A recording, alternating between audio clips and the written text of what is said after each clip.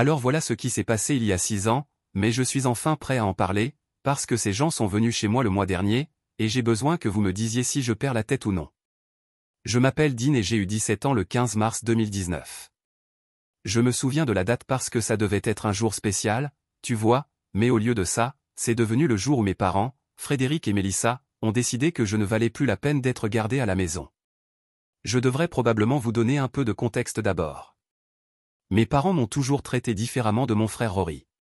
Il a 2 ans de moins que moi, mais d'une certaine façon, il a toujours été l'enfant chéri. Frédéric l'emmenait au match de baseball pendant que je restais à la maison.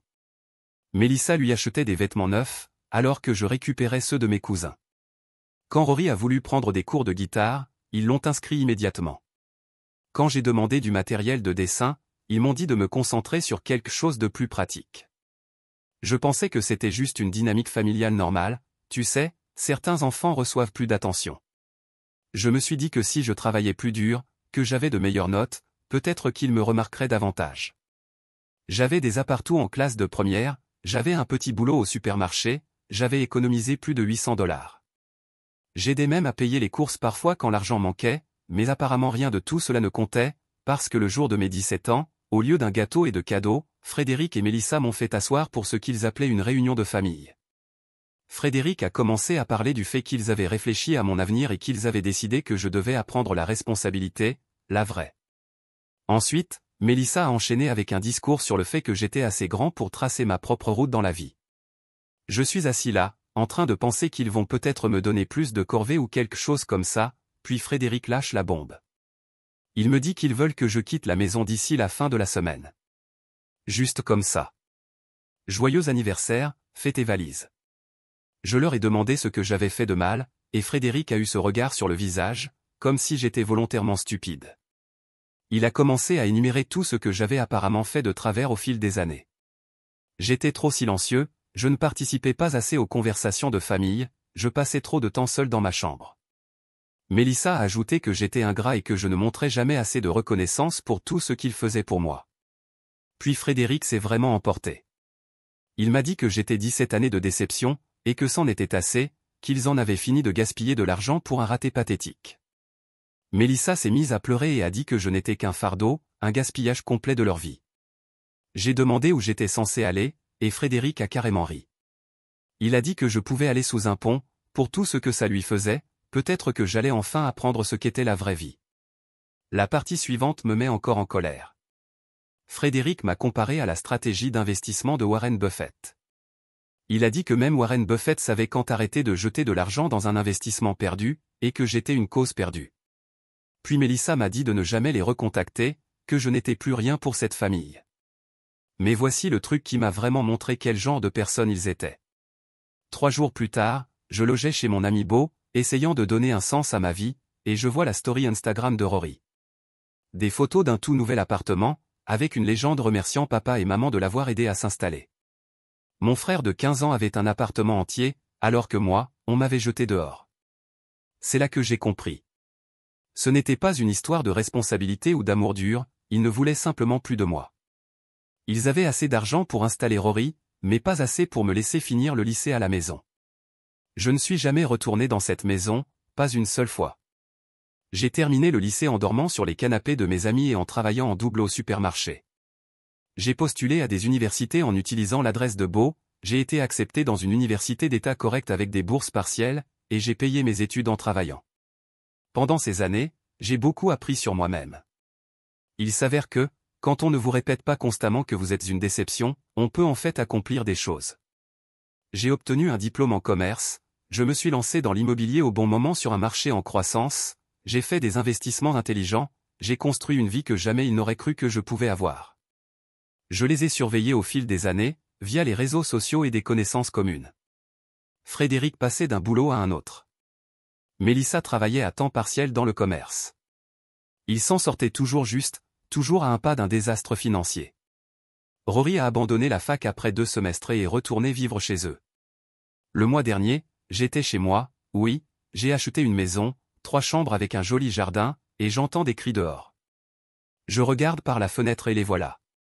Frédéric, Mélissa et Rory, debout sur le trottoir, avec des pancartes faites à la main. Les pancartes disaient des choses comme « Notre fils ne veut pas nous aider et la famille doit prendre soin de la famille ».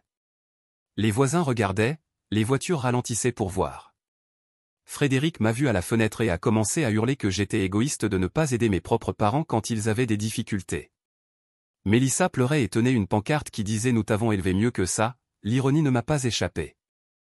Les mêmes personnes qui avaient jeté mes affaires dans la rue il y a 6 ans se trouvaient maintenant dans ma rue, en train de réclamer de l'aide. Je ne suis pas sorti, je ne leur ai pas répondu, je les ai juste regardés se ridiculiser devant mes voisins. Au bout d'environ 1 heure, ils ont rangé leurs pancartes et sont partis. Mais ils sont revenus le lendemain, et encore le jour d'après. Mise à jour 1, bon sang, vous ne plaisantiez pas quand vous disiez que ça allait vite dégénérer. Mention spéciale aux commentaires qui disaient qu'il finirait probablement par venir jusqu'à mon travail, tu avais vu juste. Là où je m'étais arrêté, Frédéric, Mélissa et Rory venaient devant chez moi avec leurs pancartes depuis 3 jours d'affilée. Je restais à l'intérieur, les laissant se couvrir de honte tandis que mes voisins assistaient à ce cirque.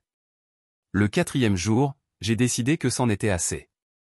J'avais planifié ce moment pendant des années, honnêtement, à chaque fois que je faisais un bon choix professionnel ou que je concluais une bonne affaire, une partie de moi pensait au jour où ces gens reviendraient en rampant. Je savais que cela finirait par arriver, parce qu'ils n'avaient jamais appris à gérer leur argent correctement.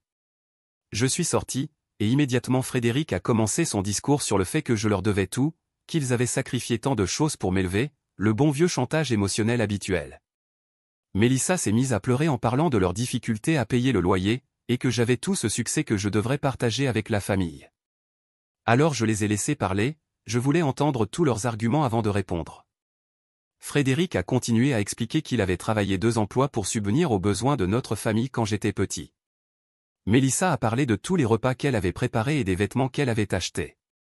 Il dressait un portrait d'eux comme étant des parents incroyables qui m'avaient tout donné. Puis j'ai commencé à poser des questions. J'ai demandé à Frédéric pourquoi il emmenait Rory au match de baseball tous les week-ends mais ne m'avait jamais proposé d'y aller.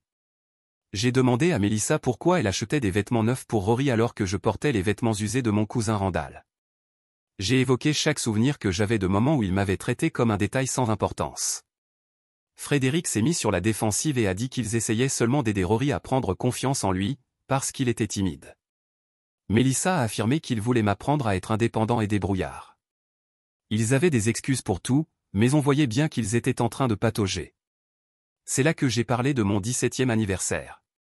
J'ai répété toute cette conversation mot pour mot, la remarque sur Warren Buffett, la suggestion d'aller dormir sous un pont, tout. J'ai regardé le visage de Frédéric pendant que je répétais ses propres mots. Il a essayé d'interrompre en disant que j'exagérais, qu'il n'avait jamais dit ces choses. Alors j'ai sorti mon téléphone et j'ai lancé un enregistrement. Oui, c'est ça, j'avais enregistré cette conversation il y a 6 ans. J'avais 17 ans et on me jetait dehors, mais je n'étais pas stupide, j'avais mon téléphone dans ma poche, enregistrant toute la scène, parce que même à ce moment-là, je savais que j'aurais besoin de preuves un jour. L'enregistrement était parfaitement clair, Frédéric me traitant de 17 années de déception, Mélissa disant que j'étais un fardeau et un gâchis de leur vie, leur rire quand j'ai demandé où j'étais censé dormir, tout y était. Le regard sur leur visage lorsqu'ils ont entendu leur propre voix dire ces choses n'avait pas de prix. Rory est devenu complètement silencieux. Mélissa s'est mise à pleurer d'une manière différente, pas les larmes manipulatrices d'avant, mais des larmes de honte, les vraies. Frédéric restait planté là, la bouche ouverte. Je leur ai dit qu'ils avaient fait leur choix il y a 6 ans quand ils avaient décidé que je ne valais pas la peine qu'on me garde. J'ai réussi malgré eux, pas grâce à eux. Chaque dollar que j'ai gagné, chaque opportunité que j'ai créée, chaque chose que j'ai accomplie, je l'ai fait pendant qu'ils me considéraient comme une cause perdue, dormant sur les canapés de mes amis. Frédéric a tenté de dire qu'ils étaient de jeunes parents, qu'ils avaient fait des erreurs, que les gens changent et évoluent, qu'ils s'étaient rendus compte qu'ils avaient eu tort et qu'ils voulaient arranger les choses. Mélissa m'a supplié de me souvenir que nous étions une famille, et que la famille se pardonne. Mais voilà ce que je leur ai répondu, et je veux que vous me disiez si vous pensez que je suis allé trop loin. J'ai expliqué que leurs problèmes financiers actuels n'étaient pas de ma responsabilité. J'ai mentionné que je savais que Frédéric avait été licencié de son travail à l'entrepôt il y a 3 mois et qu'il avait du mal à retrouver un emploi. Je savais que le travail de Mélissa dans la vente au détail ne suffisait même pas à couvrir les courses. Je savais qu'ils avaient 2 mois de retard de loyer et qu'ils risquaient l'expulsion de leur appartement. Tu vois, j'avais gardé un œil sur eux via des connaissances communes et les réseaux sociaux pendant des années. Quand on travaille dans l'immobilier et qu'on a des connexions dans toute la ville, il est facile d'en apprendre beaucoup sur les situations financières des gens. Je connaissais leurs propriétaires grâce à des contacts professionnels. Je connaissais l'ancien superviseur de Frédéric. J'avais une image complète de leur situation qui se détériorait. Je leur ai dit que je pouvais les aider à trouver des solutions. Frédéric a tout de suite relevé la tête, pensant que j'allais leur faire un chèque. À la place, j'ai proposé que Frédéric postule au supermarché où moi, je faisais des doubles shifts quand j'étais adolescent et sans domicile. Ils embauchent toujours, et ils pourraient probablement commencer au salaire minimum. En moins d'une semaine, j'ai mentionné que Mélissa pourrait prendre plus de shifts dans le commerce, peut-être dans le magasin où travaille notre cousine Hélène de l'autre côté de la ville. Le bus passe là-bas toutes les heures, donc le transport ne poserait pas de problème. Concernant leur situation de logement, j'ai gentiment noté que notre cousine Nancy avait mentionné que son appartement en sous-sol pourrait bientôt se libérer. C'est petit, le plafond est bas, mais ce serait abordable avec leurs 2 salaires combinés dans la vente au détail, à condition de bien gérer leur budget. L'expression de Frédéric a complètement changé, il a compris que je n'offrais pas de la charité, je leur proposais exactement le genre de vie qu'il m'avait imposé à 17 ans, des boulots au salaire minimum, des logements exigus, un stress financier constant. Mélissa m'a demandé pourquoi j'étais aussi cruel, et je lui ai rappelé qu'elle m'avait un jour dit de ne plus jamais contacter la famille, que je n'étais rien pour eux. Je ne faisais que respecter son souhait en les traitant comme les étrangers qu'ils avaient eux-mêmes décrété que j'étais. C'est alors que Rory a enfin ouvert la bouche. Il a dit que toute cette situation était insensée et que je devrais les aider malgré ce qui s'était passé il y a des années. Il a affirmé qu'il ne se souvenait même pas de l'histoire de l'appartement et que j'étais mesquin. J'ai regardé Rory et je lui ai dit qu'il était libre de les aider lui-même. Il vivait gratuitement chez eux depuis des années en travaillant à temps partiel dans une pizzeria, il pouvait très bien assumer davantage de responsabilités pour leurs factures. Rory s'est immédiatement ravisé et a dit qu'il ne gagnait pas assez d'argent pour subvenir aux besoins de 3 personnes. Je lui ai fait remarquer que je subvenais entièrement à mes propres besoins à son âge alors que recevait le logement, la nourriture et les factures gratuites de Frédéric et Mélissa. La conversation s'est terminée quand Frédéric m'a dit que j'étais devenu une personne froide et sans cœur, et qu'il se portait mieux sans moi. J'ai été complètement d'accord et je suis rentré dans ma maison. Mais les amis, ils ne sont pas partis. Ils continuent de revenir tous les jours, et maintenant Rory a commencé à publier des choses sur la situation sur les réseaux sociaux pour essayer de me faire passer pour le méchant. Mise à jour 2, ok, Reddit, accrochez-vous, parce que ce drame de quartier a officiellement explosé. Vous qui disiez que mes voisins allaient finir par s'impliquer aviez totalement raison, et ça a été dingue de voir comment tout cela s'est déroulé. Donc, après ma confrontation avec Frédéric, Mélissa et Rory, où je leur ai fait écouter cet enregistrement, ils ont continué à venir tous les jours avec leurs pancartes. Ma voisine Hélène, qui habite 2 maisons plus loin, m'a enfin abordé pendant que je récupérais mon courrier. Elle m'a dit que toute la rue parlait de cette histoire et m'a demandé si je voulais donner ma version. J'ai invité Hélène et son mari Randall à venir prendre un café, et je leur ai fait écouter le même enregistrement que j'avais passé à mes parents. Leur réaction était exactement celle qu'on attendrait d'êtres humains normaux en entendant des parents mettre leur ado à la rue. Hélène a même eu les larmes aux yeux au moment où Frédéric suggérait que je dorme sous un pont. La nouvelle s'est rapidement répandue dans le quartier. Il s'avère que personne ne croyait vraiment à la version victimaire de Frédéric et Mélissa une fois qu'ils avaient entendu la véritable histoire. Madame Nancy, de l'autre côté de la rue, a commencé à leur lancer des regards noirs quand ils arrivaient avec leurs pancartes. Le couple voisin d'à accent grave côté tirait désormais ses rideaux quand mes parents arrivaient. Mais voilà où la campagne de Rory sur les réseaux sociaux s'est retournée contre eux. Il avait publié sur Instagram et Facebook que son grand frère sans cœur refusait d'aider ses parents en difficulté. Il avait partagé des photos d'eux tenant leurs pancartes pour essayer de me faire passer pour un monstre égoïste qui avait abandonné sa famille. Le problème, c'est que Rory avait oublié que les réseaux sociaux fonctionnent dans les 2 sens. J'ai décidé qu'il était temps de raconter ma propre version. J'ai publié l'enregistrement complet sur mes propres comptes de réseaux sociaux, accompagné d'une explication détaillée de ce qui s'était réellement passé il y a 6 ans. J'ai inclus des captures d'écran de la story Instagram de Rory remerciant nos parents pour son appartement, juste après qu'on m'ait mis dehors. J'ai ajouté des photos du supermarché où je faisais des doubles shifts en tant qu'adolescent sans abri, ainsi que ma photo de remise de diplôme du lycée, où je suis seul parce que ma famille n'a même pas pris la peine d'y assister. La réponse a été immédiate et écrasante. Des personnes avec qui je n'avais pas parlé depuis des années m'ont contacté pour partager leurs propres histoires sur Frédéric et Mélissa. Il s'avère qu'ils avaient un schéma de comportement consistant à maltraiter les gens dès qu'ils pensaient ne plus pouvoir en tirer avantage. Mon ancien collègue Beau du supermarché a commenté à propos du fait que Frédéric venait souvent se plaindre bruyamment d'avoir un fils bon à rien, surtout quand je travaillais. Un voisin de notre ancienne rue a raconté que Mélissa passait son temps à me critiquer auprès de n'importe qui, disant que j'étais paresseux et ingrat, tout en vantant les mérites de Rory. Même certains anciens collègues de Frédéric ont partagé des histoires sur comment il parlait constamment de moi comme d'une déception, qu'il regrettait d'avoir eu 2 enfants et que Rory était le seul qui valait la peine d'être soutenu. L'élan sur les réseaux sociaux n'a fait que croître. Rory a essayé de les défendre dans les commentaires, mais chaque réponse le faisait juste paraître encore pire. Quand les gens demandaient pourquoi il m'avait mis à la porte à 17 ans, il prétendait que j'étais rebelle et irrespectueux. Lorsqu'on lui demandait des exemples précis, il ne pouvait en fournir aucun parce qu'il n'y en avait pas. Pendant ce temps, je prenais des mesures plus directes en coulisses. Tu te souviens comment j'avais mentionné que je connaissais leurs propriétaires grâce à mes cercles professionnels? Eh bien, j'ai eu une conversation avec lui à propos de la situation. Je ne lui ai pas demandé de les expulser ni rien d'illégal, j'ai simplement expliqué que les personnes qui causaient des troubles quotidiens dans mon quartier étaient ses locataires et je lui ai partagé l'enregistrement afin qu'il puisse comprendre le contexte complet. Leur propriétaire n'a pas apprécié d'apprendre que ses locataires créaient des spectacles publics et risquaient d'endommager sa réputation par association. Il a informé Frédéric et Mélissa que leur bail ne serait pas renouvelé à son expiration dans 2 mois, et que toute nouvelle perturbation publique pourrait entraîner une résiliation immédiate du bail pour nuisance. J'ai également contacté quelques relations dans le marché de l'emploi local.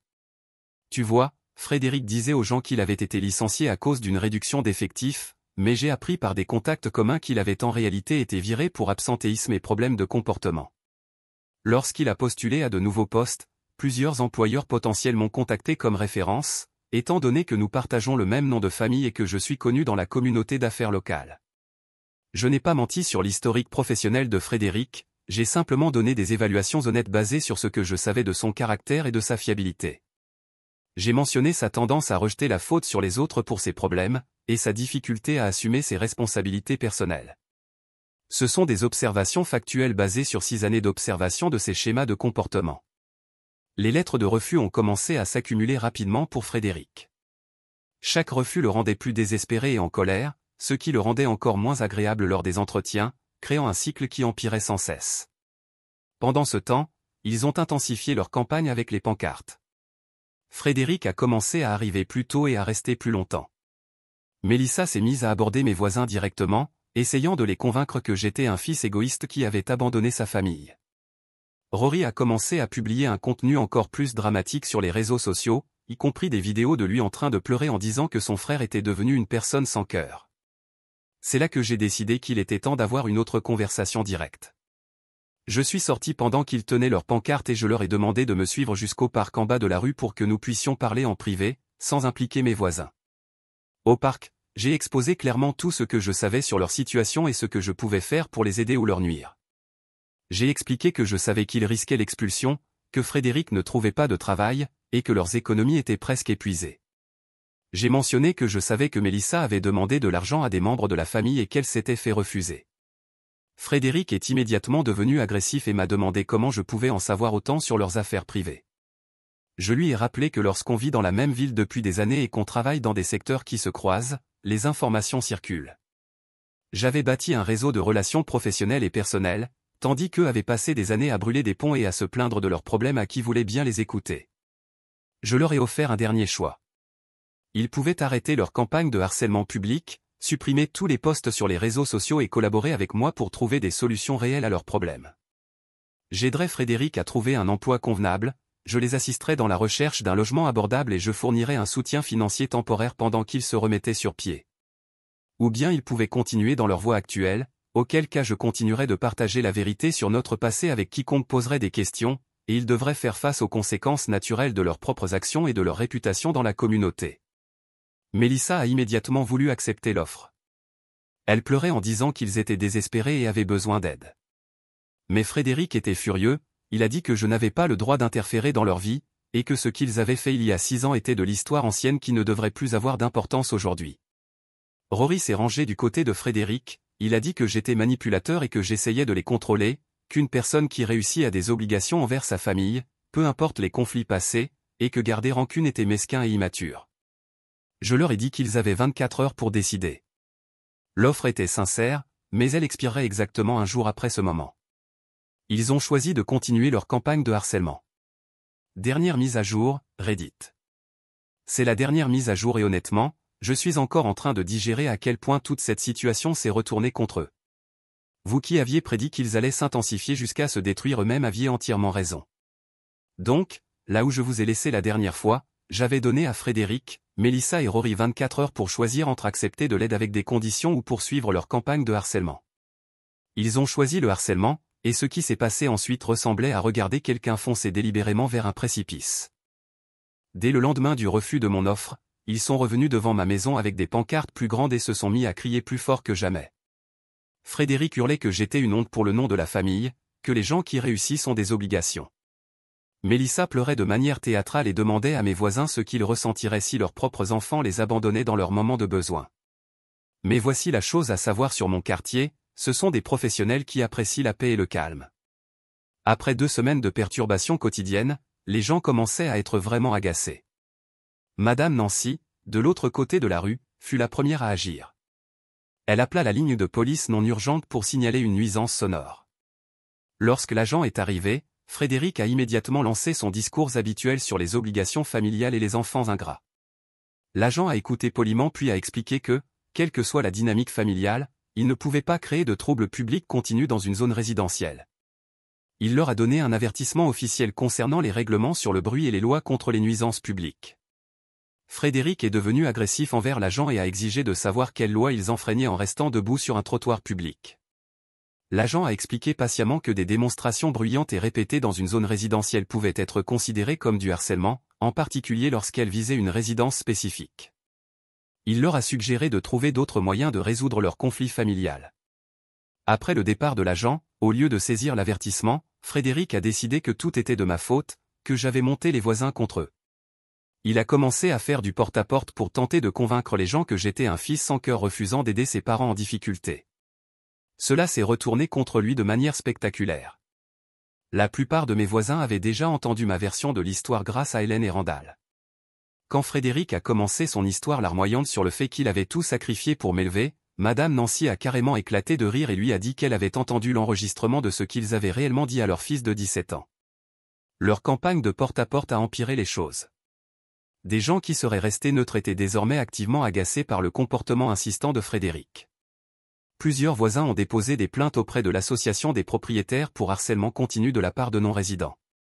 Pendant ce temps, leur propre situation ne faisait qu'empirer. La recherche d'emploi de Frédéric n'avançait pas, en partie parce que sa réputation de problème d'attitude circulait, mais surtout parce qu'il passait ses journées entières à me harceler au lieu de chercher activement un travail ou d'aller à des entretiens. Mélissa a pris quelques shifts supplémentaires dans le commerce, mais cela ne suffisait pas du tout à couvrir leurs dépenses. La campagne de Rory sur les réseaux sociaux s'effondrait aussi. Plus il postait de vidéos dramatiques sur son frère sans cœur, plus les gens partageaient ma publication originale avec l'enregistrement. Les sections de commentaires de Rory se remplissaient de gens lui rappelant que ses parents avaient littéralement mis un adolescent à la rue et avaient ri à ce sujet. Certains de ses propres amis ont commencé à le questionner après avoir entendu toute l'histoire. Quand il essayait de défendre Frédéric et Mélissa en disant que j'exagérais ou que je sortais les choses de leur contexte, les gens lui demandaient d'expliquer précisément quelle partie de l'enregistrement était hors contexte. Il n'avait jamais de bonne réponse. 3 semaines après avoir rejeté mon offre, leur propriétaire a mis sa menace à exécution.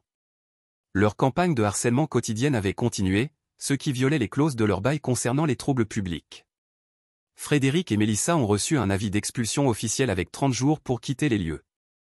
C'est à ce moment-là qu'ils sont enfin revenus vers moi, mais pas pour s'excuser ou accepter de l'aide. À la place, Frédéric a exigé que j'intervienne auprès de leur propriétaire en leur nom. Il a dit que c'était ma faute s'ils étaient expulsés parce que j'avais monté leur propriétaire contre eux en partageant des affaires familiales privées. Je lui ai rappelé que je leur avais proposé de les aider à trouver un logement 3 semaines plus tôt, mais qu'ils avaient choisi de continuer leur campagne de harcèlement. Il a insisté que mon offre était manipulatrice et contrôlante, que la vraie famille est sans condition ni ultimatum. Mélissa m'a supplié de reconsidérer et a dit qu'ils avaient appris leur leçon concernant les démonstrations publiques. Elle a promis qu'ils arrêteraient les pancartes et les publications sur les réseaux sociaux si je les aidais à éviter l'expulsion. Mais Frédéric l'a immédiatement contredite, disant qu'ils n'allaient pas être contrôlés ni manipulés par quelqu'un qui devrait les aider inconditionnellement. Rory a tenté une autre approche, en faisant appel à mon sens de la loyauté familiale. Il a dit que, peu importe ce qui s'était passé dans le passé, nous étions liés par le sang et qu'ils avaient besoin d'aide, que les gens qui réussissent ont des obligations morales d'aider leur famille en période difficile, et que garder rancune était mesquin et vindicatif. J'ai expliqué à tous les trois que l'opportunité de recevoir mon aide avait expiré exactement au moment où ils avaient choisi le harcèlement plutôt que la coopération.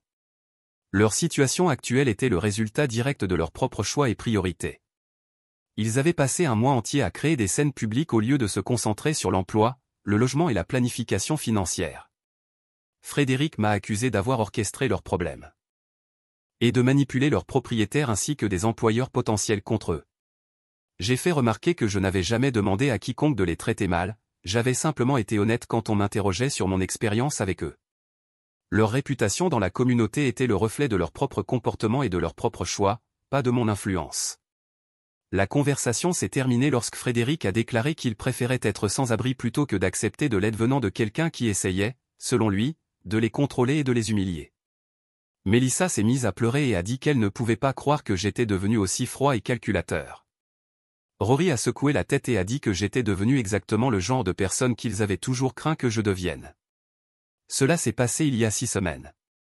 Frédéric, Mélissa et Rory ont quitté leur appartement et séjournent actuellement dans un motel à la semaine de l'autre côté de la ville. Frédéric a finalement trouvé un emploi à temps partiel dans un fast-food, mais ce n'est pas suffisant pour couvrir même les dépenses de base pour 3 personnes. Mélissa travaille maintenant dans 2 magasins différents. Rory publie encore de temps en temps sur les réseaux sociaux à propos de la situation, mais la plupart des gens ne réagissent plus à ces publications.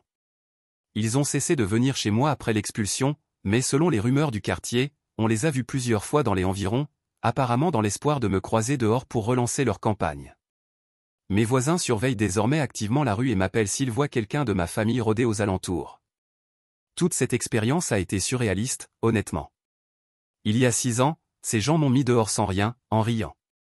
Ils ont passé des années à dire à quiconque voulait bien les écouter que j'étais inutile et décevant. Quand j'ai réussi malgré leur abandon, ils sont revenus en exigeant que je règle leurs problèmes à leur place. Quand je leur ai proposé de l'aide, à condition qu'ils coopèrent, ils ont rejeté cette offre comme étant manipulatrice et contrôlante. Lorsque leur campagne de harcèlement s'est retournée contre eux et qu'ils ont été confrontés à l'expulsion, ils m'ont tenu responsable de leurs conséquences et ont exigé que je résolve les problèmes qu'ils avaient eux-mêmes créés. Je ne vais pas faire semblant de dire que cela a été facile émotionnellement. Il y a quelque chose de profondément perturbant dans le fait d'observer des gens que tu avais autrefois espéré voir t'aimer détruire systématiquement leur propre vie tout en te blâmant pour leurs choix.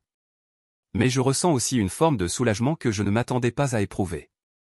Pendant des années, je me suis demandé si je n'avais pas été trop dur ou trop rancunier face à ce qui s'était passé quand j'avais 17 ans.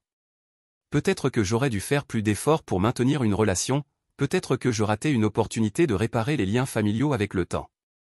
Mais leur comportement au cours de ces 2 derniers mois a confirmé tout ce que je soupçonnais déjà à propos de leur caractère. Ils n'ont ni changé ni évolué. Ils blâment toujours les autres pour leurs problèmes, attendent toujours que quelqu'un d'autre répare leurs erreurs et refusent toujours de prendre la moindre responsabilité pour leurs choix et leurs actions.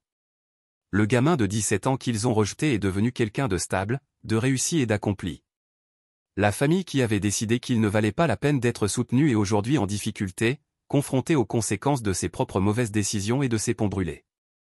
Je ne dis pas qu'ils méritent d'être sans abri ni que je me réjouis de leur souffrance. Mais je dis que leur situation actuelle est une conséquence prévisible d'une vie entière de choix, d'attitudes et de comportements qui finiraient tôt ou tard par les rattraper.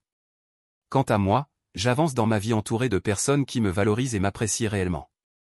Ma vraie famille, ce sont des amis comme Beau, qui m'ont aidé quand je n'avais rien, des voisins comme Hélène et Randall, qui ont écouté mon histoire avec compassion, et un réseau professionnel que j'ai construit grâce à un travail honnête et à des relations sincères. Frédéric avait raison sur une chose, il y a 6 ans, j'ai bel et bien appris ce qu'est la vraie vie. Il se trouve que la vraie vie est plutôt belle quand on s'entoure de gens qui te traitent avec un minimum de respect et de dignité humaine.